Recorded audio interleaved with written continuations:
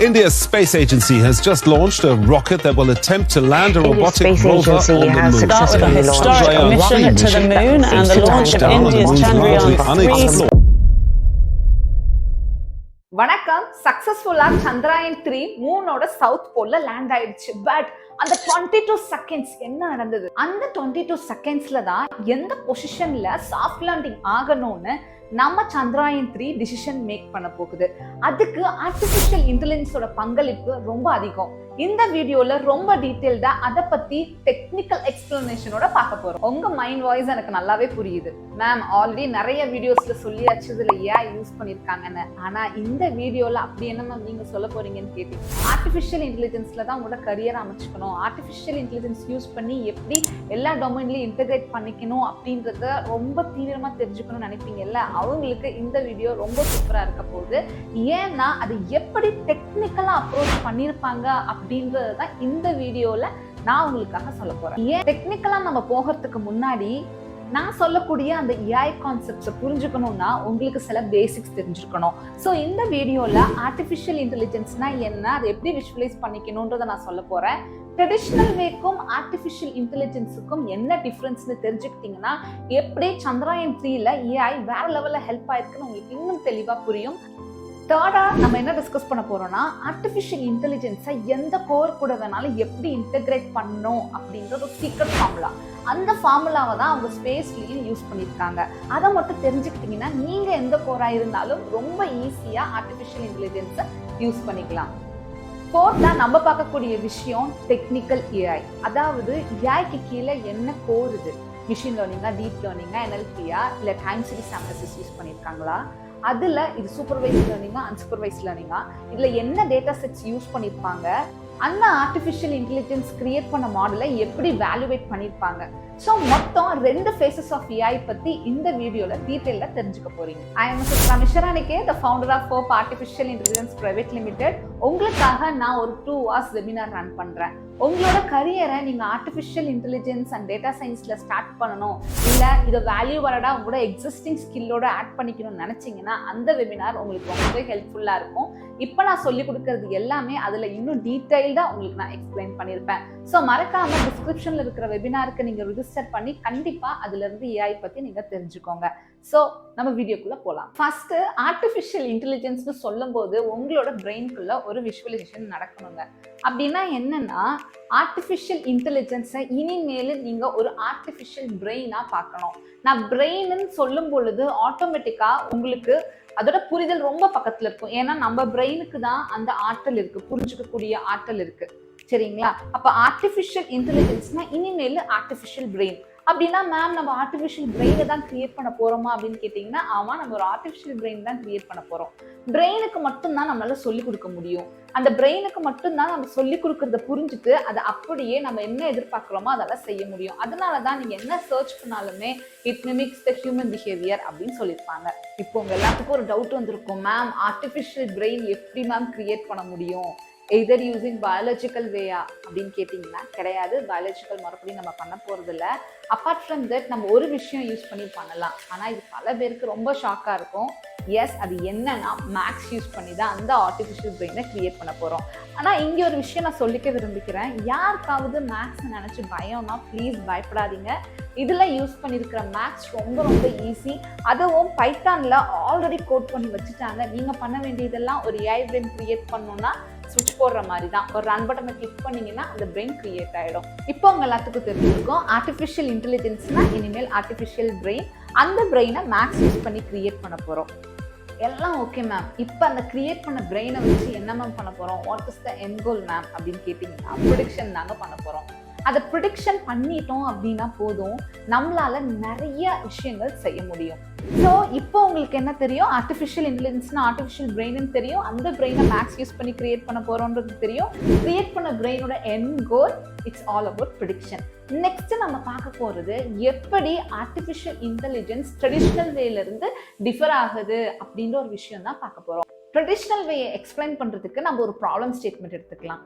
என்னன்னா உலகத்துல எவ்வளோ வாட்டர் பாட்டில்ஸ் இருக்கு, இப்போ ரோட்ல பாத்தீங்கன்னா நிறைய வாட்டர் பாட்டில்ஸ் கிராஷ் ஆகி டிஃப்ரெண்ட் பொசிஷன்ஸ்ல இருக்கு. இப்போ ஒரு கவர்மெண்ட் ப்ராஜெக்ட் கொடுக்குறாங்க. ஆட்டோமேட்டிக்கா ஒரு ஏஐ பேஸ்டு ரோபோட் வந்து என்ன பண்ணும்னா அது வாட்டர் பாட்டில்னு ஐடென்டிஃபை பண்ணி அதோட ட்ராஷ் பேக்ல போட்டுட்டு போகணும். இதுதான் நம்மளோட ப்ராஜெக்ட்.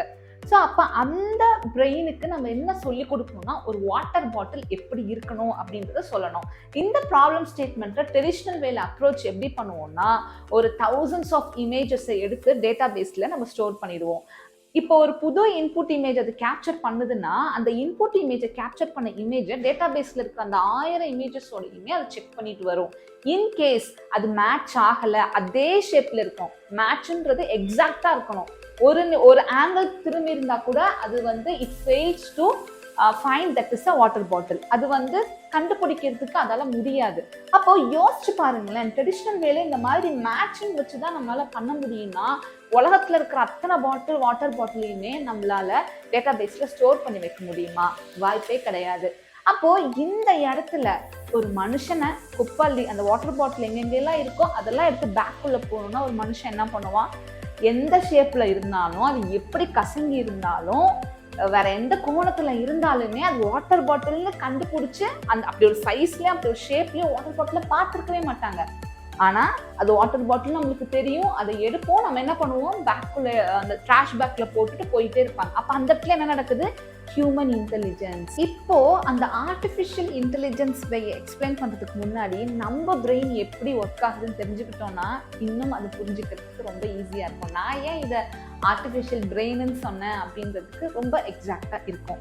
இப்போ நான் ஒரு மனுஷன் சொன்னேன் இல்லையா, அந்த மனுஷன் எப்படிப்பட்ட வாட்டர் பாட்டிலா இருந்தாலும் எடுத்து பேக்குள்ள போட்டுட்டு போவாருன்னு சொன்னேன் இல்லையா. அப்போ நம்ம பிரெயினுக்கு எப்படிங்க, சின்ன வயசுலேருந்தே நம்ம கண்டுபிடிச்சிருப்போம் வாட்டர் பாட்டில்னா இப்படிதான் இருக்கும். யாரும் நம்மளுக்கு சொல்லி கொடுத்த ஞாபகம் கூட இருக்காது.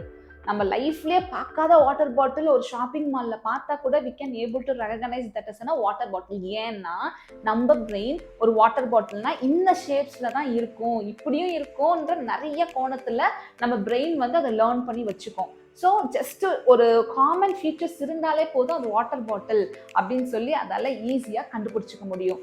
இந்த ஒரு பிஹேவியரை தான் மேக்ஸ் யூஸ் பண்ணி என்ன பண்ண போறோம்னா ஒரு 1000s இமேஜஸை வச்சு மட்டும் ஒரு வாட்டர் பாட்டில் எப்படி இருக்கும்னு அந்த பிரெயினுக்கு நம்ம சொல்லி கொடுக்க போறோம். ட்ரெடிஷ்னல் வேலை அப்போ என்ன இல்லைங்க, லேர்னிங்ன்ற ஒரு விஷயமே இல்லை. இப்போ நான் கொடுத்த இன்புட் இமேஜ் டேட்டா பேஸ்ல இருந்தா, அதுவும் எக்ஸாக்டா இருந்தா மட்டும்தான் அப்படி அது ஒரு வாட்டர் பாட்டில்னே சொல்லும். அதே இது ஆர்டிஃபிஷியல் இன்டெலிஜென்ஸ்ல அப்படிப்பட்ட அந்த இன்புட் இமேஜ் டேட்டா பேஸ்ல இல்லைன்னா கூட, நீங்க எடுத்து வச்சிருக்கிற அந்த ரெஃபரன்ஸ் இமேஜ்ல இல்லைன்னா கூட it can able to recognise that is a water bottle. அதனால தான் ஆர்டிஃபிஷியல் இன்டெலிஜென்ஸ் இப்போ இவ்வளோ பூமிங்கா இருக்கு. ஒரு மனுஷன் உட்கார்ந்து ஒரு விஷயத்த எப்படி இது வாட்டர் பாட்டில் தான் ஸ்பேஸ்ல இந்த இடத்துல இறங்குனா கரெக்டா இருக்கும்னு ஒரு மனுஷன் எப்படி முடிவெடுப்பானோ இன் சேம் வே அந்த ஏஐ பிரெயினுக்கு முடிவெடுக்கக்கூடிய அந்த விஷயத்த நாம தான் கற்றுக் கொடுக்குறோம். அது எப்படி கற்றுக் கொடுக்குறோம், அது எப்படி எவால்வேட் பண்றோம், அது ப்ரிடிக்ஷன் பண்றது கரெக்டு தானா, இந்த மாதிரி நிறைய டெக்னிக்கல் விஷயம் தான் அல்காரிதம்ஸ் அண்ட் ப்ரொசீஜர்னு சொல்லிட்டு ஆர்டிஃபிஷியல் இன்டெலிஜென்ஸ் கீழே நீங்க நிறைய படிப்பீங்க. இப்போ உங்க எல்லாத்துக்கும் புரிஞ்சிருக்கும் ட்ரெடிஷ்னல் வேல லேர்னிங் மெத்தட் இல்ல, ஆர்டிஃபிஷியல் இன்டெலிஜென்ஸ்ல லேர்னிங் மெத்தட் இருக்குன்னு. இப்போ நம்ம தேர்டா பார்க்கக்கூடிய அந்த சீக்ரெட் ஃபார்முலா என்னன்னா, நான் ஆல்ரெடி சொன்னேன் artificial intelligence it's all about end goal வந்து ப்ரிடிக்ஷன். ஓகே மேம், இப்போ நான் ப்ரிடிக்ஷன் பண்ணிட்டேன், ப்ரிடிக்ஷனோட அவ்வளவுதானா அப்படின்னு கேட்டிங்கன்னா இல்லை. ஒரு கம்ப்ளீட் ஆர்டிஃபிஷியல் இன்டெலிஜென்ஸ் அப்ளிகேஷனா நீங்க கிரியேட் பண்ணணும், ஒரு ப்ராஜெக்டை கிரியேட் பண்ணணும், இல்லை ஒரு மணி மேக்கிங் ப்ராஜெக்டை கிரியேட் பண்ணணும்னு நினைச்சீங்கன்னா ப்ரிடிக்ஷன் வச்சு மட்டும் நம்மளால மணி மேக்கிங் பண்ண முடியாது, ஒரு ப்ராஜெக்டாவோ ஒரு அப்ளிகேஷனாவோ எடுத்துட்டு போக முடியாது. அப்ப அந்த சீக்ரெட் ஃபார்முலா என்னன்னா prediction plus call to action. இதை நான் ப்ரிடிக்ஷன் பண்ணிட்டேன்னா எனக்கு இது நடக்கணும்னு இருக்கு இல்லையா, இது ரெண்டும் சேரும் பொழுதுதான் உங்களால எல்லாராலையும் யூஸ் பண்ணக்கூடிய ஒரு பிரயோஜனமா இருக்கக்கூடிய ஒரு ஏஐ பேஸ்ட் அப்ளிகேஷனை உங்களால ரெடி பண்ண முடியும். இந்த ப்ரிடிக்ஷன் பிளஸ் கால் டு ஆக்ஷனை தான் சந்திராயன் 3ல அந்த 22 செகண்ட்ஸ்ல இமேஜின் பண்ணிக்கோங்க. கேமரா இந்த மாதிரி விஷுவலைஸ் பண்ணிட்டே இருக்கு, தரையிறங்கலாமா வேணாமான்னு.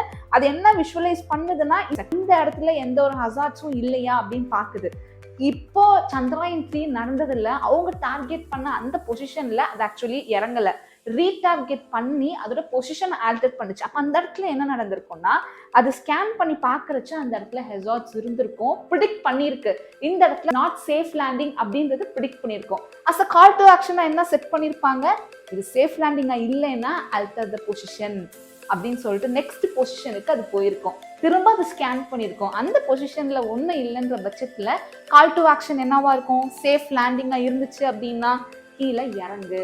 அப்ப prediction plus call to action தான் secret formula to create any AI application. இப்போ நான் ஸ்பேஸுக்கு வச்சு சொல்லிட்டேன். இந்த மாதிரி நீங்கள் எந்த கோரில் இருந்தாலும் சரி, நீங்கள் எவ்வளோ பெரிய ப்ராஜெக்ட் பண்ணாலும் சரி, ஒரு இடத்துல ஆர்டிஃபிஷியல் இன்டெலிஜென்ஸ் தேவைப்பட்டுச்சு, அதாவது ஒரு இடத்துல ப்ரிடிக்ஷனுன்ற ஒரு விஷயம் உங்களுக்கு தேவைப்பட்டா இந்த என்டையர் ஃப்ளோயுமே நான் ஆட்டோமேட் பண்ணிடலாம்னு நினச்சிங்கன்னா prediction plus call to action தான் அந்த சீக்ரெட் ஃபார்முலா. இப்போ நம்ம ஃபைனலாக பார்க்கக்கூடிய விஷயம், ஆர்டிஃபிஷியல் பிரெயினை இந்த டாஸ்க்கு எப்படி ட்ரெயின் பண்ணியிருப்பாங்க, என்ன அந்த 2 ஸ்டேஜஸ்ன்றத ரொம்ப டீட்டெயிலாக பார்க்க போகிறோம். ஒரு ஆர்டிஃபிஷியல் இன்டெலிஜென்ஸ் ப்ராஜெக்ட் நீங்கள் பண்ண போறீங்கன்னா 2 ஸ்டேஜஸ் இருக்குங்க. ஒன்று லேர்னிங் ஸ்டேஜஸ், அதாவது ட்ரெயின் பண்ணுற ஸ்டேஜ்னு சொல்லுவாங்க. இன்னொன்று டிப்ளாய்மெண்ட் ஃபேஸ். அதை வந்து ஒரு மெயின் ப்ராஜெக்ட்குள்ள அதோட மாடலை மட்டும் கொடுக்குறது. இதில் ஒரு விஷயம் நீங்கள் ஒரு டெர்மினாலஜி ஞாபகம் வச்சுக்கணும். என்னன்னா AI பிரெயின்னு யாரும் நீங்கள் வெளியே போய் சர்ச் பண்ணிங்கனாலோ யூடியூப் வீடியோஸ் பார்த்தீங்கனாலோ சொல்ல மாட்டாங்க. நான் உங்களுக்கு புரியறதுக்காக AI பிரெயின்னு சொல்லியிருக்கேன். ஸோ அந்த AI பிரெயினை டெர்மினாலஜியில் என்னன்னு சொல்லுவாங்கன்னா AI மாடல்னு சொல்லுவாங்க. அந்த மாடலுக்குள்ளே தான் அது எப்படி லேர்ன் ஆயிருக்குன்ற அந்த விஷயம் அதுக்குள்ளே அடங்கியிருக்கும். ஸோ இனிமேல் நான் உங்ககிட்ட AI மாடல்னு சொல்கிறச்ச உங்களுக்கு என்ன ஞாபகம் வரணும்னா நம்ம சொல்லி கொடுத்துருக்கிற அந்த பிரெயின் தான் உங்களுக்கு ஞாபகம் வரும். அந்த model creation is nothing but அந்த மாடல் கிரியேஷன் எங்கே நடக்கும்னா அந்த ட்ரைனிங் ஃபேஸில் தான் நடக்கும். ஸோ மாடல் கிரியேஷன் ஃபேஸில் மாடல் கிரியேட் பண்ணதுக்கப்புறம் அந்த மாடலை தான் டிப்ளாய்மெண்ட் ஃபேஸ். டிப்ளாய்மெண்ட் ஃபேஸ்னா எங்கே அதை நீங்கள் அப்ளிகேஷனாக எடுத்துகிட்டு போகணும், அந்த ப்ரிடிக்ஷனை வச்சு எங்கே கால் டு ஆக்ஷன் செட் பண்ணுறீங்க அப்படின்றது ஃபுல்லுமே டிப்ளாய்மெண்ட் ஃபேஸில் நடக்கும். ஸோ இப்போ அந்த ட்ரைனிங் ஃபேஸ் எப்படி நடக்குது, அந்த மாடல் கிரியேஷனில் எத்தனை ஸ்டெப்ஸ் இருக்குன்னு பார்க்கலாம். ஸோ ஃபஸ்ட்டு ஸ்டெப்பு பார்த்தீங்கன்னா data collection. Data collection is nothing but இப்போ நீங்கள் ஒரு எக்ஸாமுக்கு படிக்கிறீங்க அப்படின்னா மெட்டீரியல் இல்லாமல் உங்களால் ஒரு எக்ஸாமுக்கு படிக்க முடியுமா? ஸோ அப்போ லேர்னிங்னு வந்துட்டாலே we need resources, we need material. அதை வச்சு தான் நம்மளால் படித்து தெரிஞ்சுக்கிட்டு அந்த கொஷின்ஸ் கேட்கும்போது ஆன்சர் பண்ண முடியும். அதே மாதிரி தான் இந்த ஆர்டிஃபிஷியல் பிரெயின் கற்றுக்கிறதுக்கு மெட்டீரியல் வேணும். அந்த மெட்டீரியல் தான் data collection. So first data set அப்படின்றது நம்மளுக்கு ரொம்ப முக்கியம். டேட்டா செட்டை கலெக்ட் பண்ணதுக்கு அப்புறமா டேட்டா ப்ரீ ப்ராசஸிங்னு ஒரு ஸ்டெப் இருக்குது. அந்த டேட்டா ப்ரீ ப்ராசஸிங்கை நீங்கள் எப்படி ஞாபகம் வச்சுக்கலாம்னா, இப்போ எக்ஸாம்ஸ்க்கு முன்னாடி ஒரு கொஸ்டினை இந்த மாதிரி ஞாபகம் வச்சுக்கோ, தேவையில்லாதெல்லாம் எலிமினேட் பண்ணிட்டு இந்த மாதிரி சொல்லி கொடுத்தா நல்லா இருக்கும் நம்ம ஃபைன் டியூன் பண்ணுறோம் இல்லையா, that is called data pre processing. So data கலெக்ஷனுக்கு அப்புறம் data pre processing. Data pre ப்ராசஸிங்க்கு அப்புறம் நம்ம என்ன பண்ணணும்னா இன்புட் எல்லாம் எது அவுட்புட் அப்படின்றத பிரிக்கணும். இன்புட் அவுட்புட் பிரிச்சதுக்கு அப்புறமா ட்ரைனிங்க்கு ஒரு தனியாக ஒரு செட் ஆஃப் டேட்டாவும் டெஸ்ட்டுக்கு தனியாகவும் எடுத்து வச்சுக்கணும். அதாவது 10th எக்ஸாமில் ரிவிஷன் டெஸ்ட் எல்லாம் எழுதுறது இஸ் அ ட்ரைனிங் பீரியட் மாதிரியும், பப்ளிக் எக்ஸாம் அப்படின்றது டெஸ்ட் செட் மாதிரியும் நீங்கள் ஞாபகம் வச்சுக்கலாம். சரிங்களா? ஒன்ஸ் அந்த ட்ரைனிங் டேட்டா செட்டுக்காக நம்ம வந்து பிரித்து வச்சுருக்கோம் இல்லையா மெட்டீரியல், அதை யூஸ் பண்ணி தான் நம்ம என்ன பண்ண போகிறோம், ஒரு பிரெயினே கிரியேட் பண்ண போகிறோம். சரிங்களா? ஃபார் எக்ஸாம்பிள் நீங்கள் இப்போ ஒரு IAS எக்ஸாமுக்கு ப்ரிப்பேர் பண்ணிட்டு இருக்கீங்க, கவர்மெண்ட் எக்ஸாமுக்கு ப்ரிப்பேர் பண்ணிட்டு இருக்கீங்கன்னா நீங்கள் ஒரு மெட்டீரியலை ப்ரிப்பேர் பண்ணுவீங்க, அதில் ஃபுல்லாக ட்ரெயின் ஆகுவீங்க.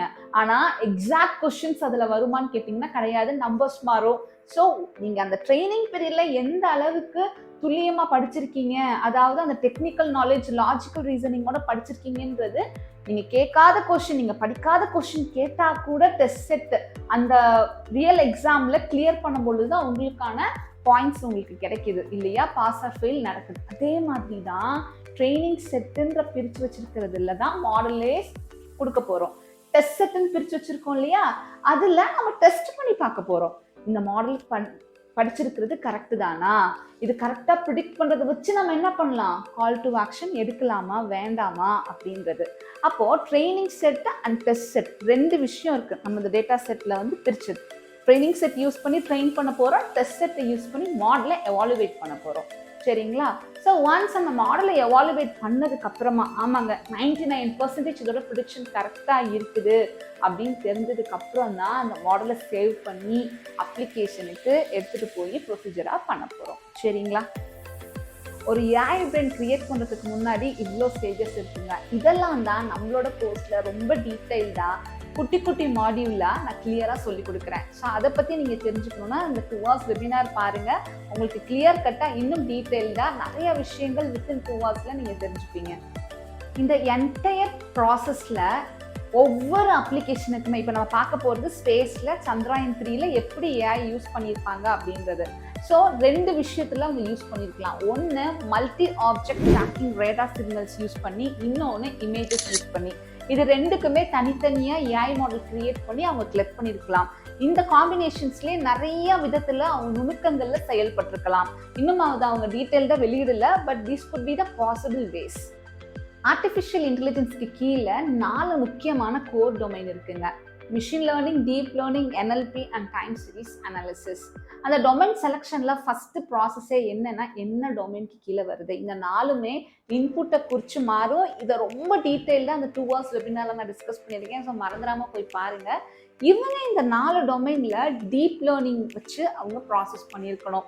அந்த டீப் லேர்னிங் இப்போ டொமைன் செலெக்ஷன் முடிஞ்சதுக்கு அப்புறமா என்னன்னா லேர்னிங் செலெக்ஷன் இருக்கு.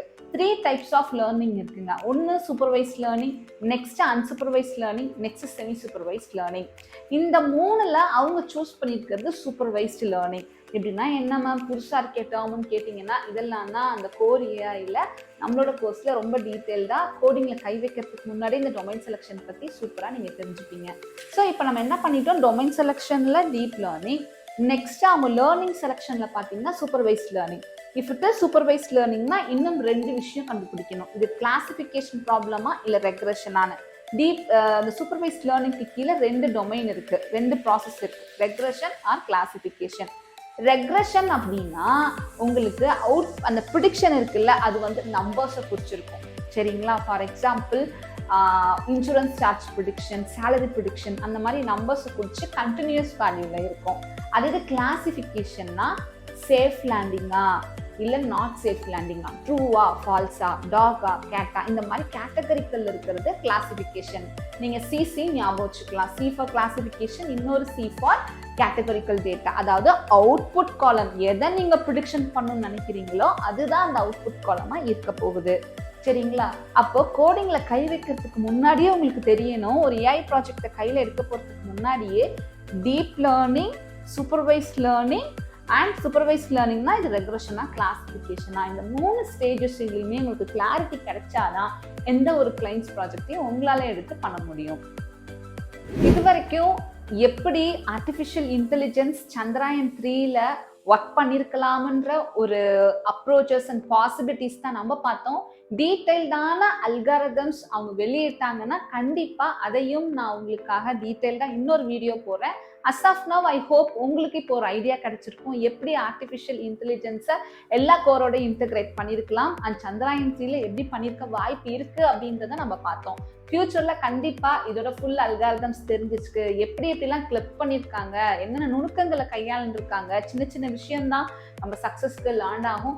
அதான் அவங்க என்ன பண்ணியிருக்காங்கன்னு தெரிய வந்துச்சுன்னா கண்டிப்பா இன்னொரு வீடியோ போடுறேன். ஸோ மறக்காம நம்மளோட சேனலை ஃபாலோ பண்ணுங்க. இந்த வீடியோ யாருக்காவது யூஸ்ஃபுல்லா இருக்குன்னு நினைச்சீங்கன்னா கண்டிப்பா ஷேர் பண்ணுங்க. ஃபியூச்சர் டெக்னாலஜில நம்ம நாலேஜை வளர்த்துக்க வேண்டியது ரொம்ப ரொம்ப அவசியம். அதை தான் நான் உங்களுக்காக சொல்லி கொடுத்துட்டு இருக்கேன். தேங்க்யூ.